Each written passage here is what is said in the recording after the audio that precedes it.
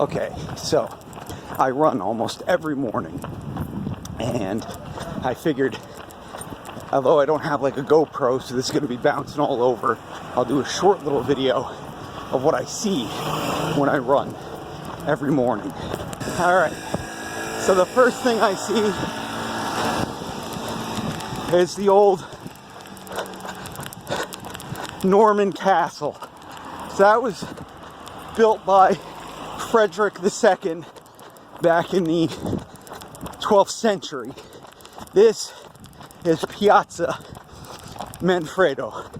He was Frederick II's son, and he was married here in Trani. Now, Frederick II was a Holy Roman Emperor. That means technically, right, the whole Holy Roman Empire was his. So, as we come around here, this is the cathedral.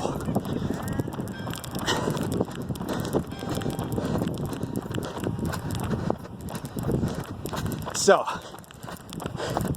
that's the Cathedral of St. Nicholas, the Pilgrim. Not to be confused with St. Nicholas of Bari, who would be Santa Claus. But Santa Claus is right down the road, about 25 miles. But St. Nicholas the Pilgrim died here in Trani, and they have what's left of him in the basement of this church. Okay, that's the first breakwater for the port. I'm not gonna run down there today, not while I'm videotaping anything. One more thing, and then I'm gonna shut this off and put it in my pocket, because it is really hard to hold this up while I'm running. So, you see the other breakwater on the other side, and there, beyond that, is the fort that protected the port itself. And back in antiquity, they would put a chain across that port to stop ships from coming in or going out when they needed to.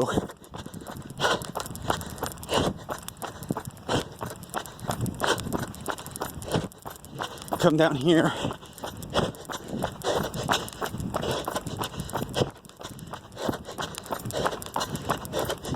It's actually on this side is a courthouse.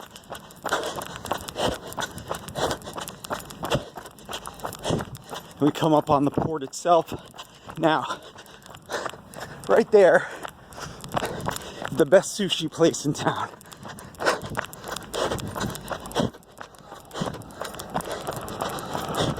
And you can see all the fishing vessels here. Guys sell their fish on the port. Last thing though, as we come up and you get a good idea of the port, last thing, you're gonna come around this corner here, come across the street. The last thing is that church right there, which looks pretty dinky, nondescript, unimportant.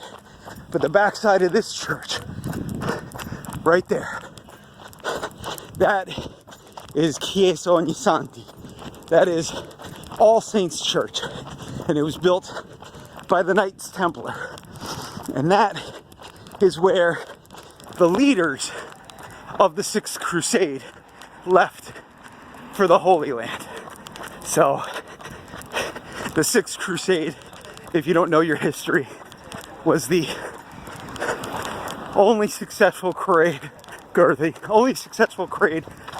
up to that point after the First Crusade, from the standpoint of European colonists, right? So, there you go. On the other side of the port, you can see the bell tower of, I forget what church that is, and the one behind it that's in the scaffolding, that's a Spanish church that was built during the Aragonese period of the Kingdom of Two Sicilies. Alright, I'm gonna shut this off and put this in my pocket now, because it is hard to hold your hands up and run like this. So, see y'all later. Just for fun, we'll do a turn in the park here. Alright, so we call it the Villa, right? An English speaker, it's just a park. So, going a little bit slower now. I end up always running fast through the port because basically the port's in a bowl. So you're running down each side as you come in. And it's like a little launching pad. So, but slow down a little bit.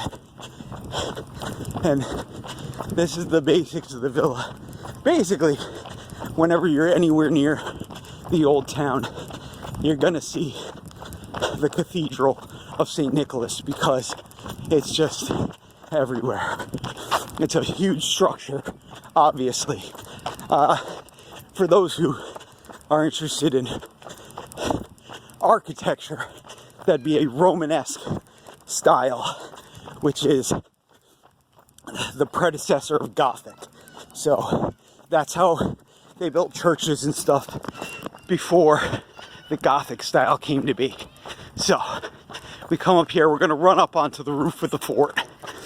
It's accessible by foot, and they have this all set here as arch was put in, you know, during probably the Baroque or Rococo period. So it's not that old. We're talking 1700s here. This fort has been here in some manner or another. I'm sure not in its existing form, but in some manner or another, this fort has been here for over 1,000 years. So, the church, almost 1,000 years at this point. Right? Basically, this place is old, is what I'm saying. This is the city where the first really codified rules of the sea were written back in 1063. So, and you can see, yeah, the seawall here. And one of the big features of this town and why it was so important during the quote-unquote Dark Ages and medieval period is because of the cliffs. So you have that going for you. All right, now let's zoom over across here. You can see there's playground equipment for kids. This park has a lot of facilities. I didn't point out the bathrooms. Non-pay public bathrooms in this park, just in case. If you've ever been to Europe or Italy, you know public bathrooms are a bit problematic in that they want you to pay all the time. Unlike in the US. That is one thing that the US has over Europe. Free bathrooms. So, and really the quality of the bathrooms does not really improve. So, you can see an old kind of club spot right off the wall there. The most important part of the entire park, the turtles. There you go. You got to see the turtles. All right.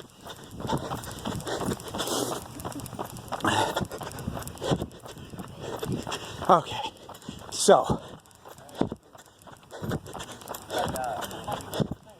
at about the same time Christopher Columbus was getting lost and murdering native people for no reason because he thought he had found India when he hadn't, that church was being built. All right, there we go. I'm putting the phone down again. Piazza del Popolo, the plaza of the people here. So, we'll see you guys later. I'm a glutton for punishment today. We're coming up on the monastery. So the monastery sticks out on this little peninsula, right? And there's an interesting story about the monastery that also ties into a little shrine that's along the way back that's actually near something I want to show you anyway. So this is also Romanesque. Probably the original building, around 1,000 years old. Things have been added on over the years. So you can see the entrance to the church in the monastery right there at the front. But pretty old building. Pretty cool stuff. But so the legend goes that there were some Arab traders come to town and they needed a place to pray. They didn't have a mosque in town to pray at. And they finish up, and it turns out they weren't traders. They were raiders. So they finished praying, which seems kind of weird, but I guess it was just the game they were playing. Here's the beach. Anyway, so they finish up and they start robbing the place. And they take the crucifix because it was gilded in gold. So they get back to the ship, and apparently the captain's like, oh no, you can't take that crucifix on the ship, right? It's a bad omen. And guys are like, well, fucking take it on the ship or we'll fucking kill you, right? So they take it on the ship, and apparently the crucifix starts crying blood. Now, I'm gonna guess it was probably rust, but that's besides the point. So they throw it overboard, and then like a couple months later, the crucifix washes up on the shore here, and everyone's like, oh, it's a miracle, the cross has returned. Well, no, they probably weren't too far out. And to be honest, you know, currents are gonna bring things into the shore, right? So whatever. But that's part of the local mythology here, you know. All right, this is the beach. You can see it's very busy today. Lots of people at the beach. We don't have the nicest beaches in this town, but they're pretty nice. The really nice beaches are south of here. The beaches that are south of here are freaking amazing, amazing beaches.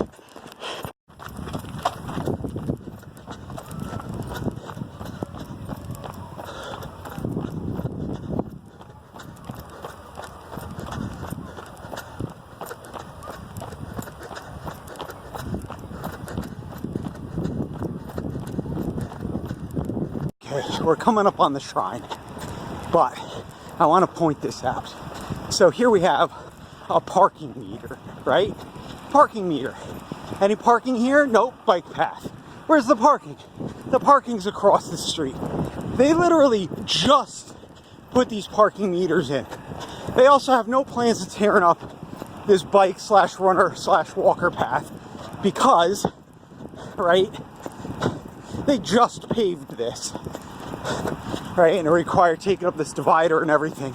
And plus, this lungomare, as they call it, the seawalk here, is a big draw. Every town down the south here has one of these. So, what sense does it make to have the newly installed parking meters? Because they never had parking meters in this town before. It was a more complicated system that I'll talk about another time. Why have them on this side? So you park, cross the street, pay the meter. Cross the street to put the ticket in the car. Cross the street back to go where you're gonna go. And then at the end of the day, you gotta cross the street to get to your car again. That's just stupid. Anyway, all right, we got some new construction here. And then as we turn the corner, we'll see the shrine to the miracle of the cross, they say. You can see it. This little tiny building coming up here. So, they take that stuff seriously, I guess. Not as seriously as I do. And there's another parking meter just beyond it. Right? So, there you go. Here's the shrine of the cross.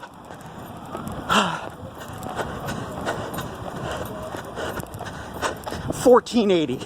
So, yeah, before Columbus, he even set sail to get lost.